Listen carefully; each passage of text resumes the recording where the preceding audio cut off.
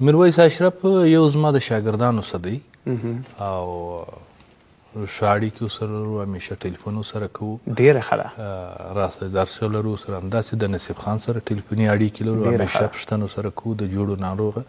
ځکه سپورټ یا کرکټ په مجموع کې دا د تعصب یا د بغض و عناد لوبه نه ده، نو حتی په بعضې مواردو کې همکاري مو سره کوو، مشورې ورته ورکوو او همکاري ورسره کوو. ځکه دا ما مخکې هم تاسو ته وویل، دا د ملت لوبه ده، دا د شخص لوبه نه ده. نو الحمدلله موږ د چا سره هیڅ نه شخصي ستونزه نه لرو. د اختر په مراسمو کې، په نورو مراسمو کې چې کله موږ غږ پر کړی د کور ودان په بعضې مسایلو کې د بعضې لوبغاړي په مورد ورته وایي چې د دې سره همکاري وکړي. د کور ودان دوی هم خپله په ظاهر یې موږ ته ویل چې موږ به خپله همکاري کوو، وروسته کې بیا کړې وي که نه وي کړې، اما طبعا زه اخلاقا هم داسې یو انسان یم چې نه غواړم چې مثلا د مسؤلیت یا د چوکۍ پر سر باندې د یو چا سره زیاتي دښمني وکړم یا راشه درشه ورسره بنده کړم. دا مسؤلیت دی، نن دوی دي، سبا به زه یم، سبا به زه نه یم، ته به یا بل به وي.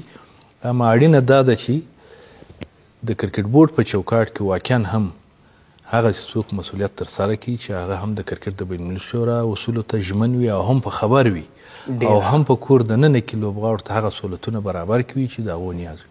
خیر اوسې، ما تقریبا 10 کاله اټبال کرکټ کړی دی. په کورني کرکټ کې د زنونو په کچه باندې مې هم کړی دی چې اوس په کرکټ بورډ کې ریکارډ شته. ډېره ښه ده.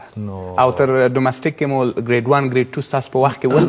نه، زموږ په وخت کې تقریبا په 2012 و 14 کې چې نوي موږ زنونه ایجاد کول، نو هلته د زنونو او د ولایاتو په سطح باندې سیالي کېدل چې ما هم د ولایاتو په سطح سیالي د سره کړي، هم د زنونو په سطح. ډېره ښه ده. نو ریکارډ مې شته په کرکټ بورډ کې چې ماشاءالله دغه په اصطلاح باندې ډېرې ویکټې مې ماتې کړي.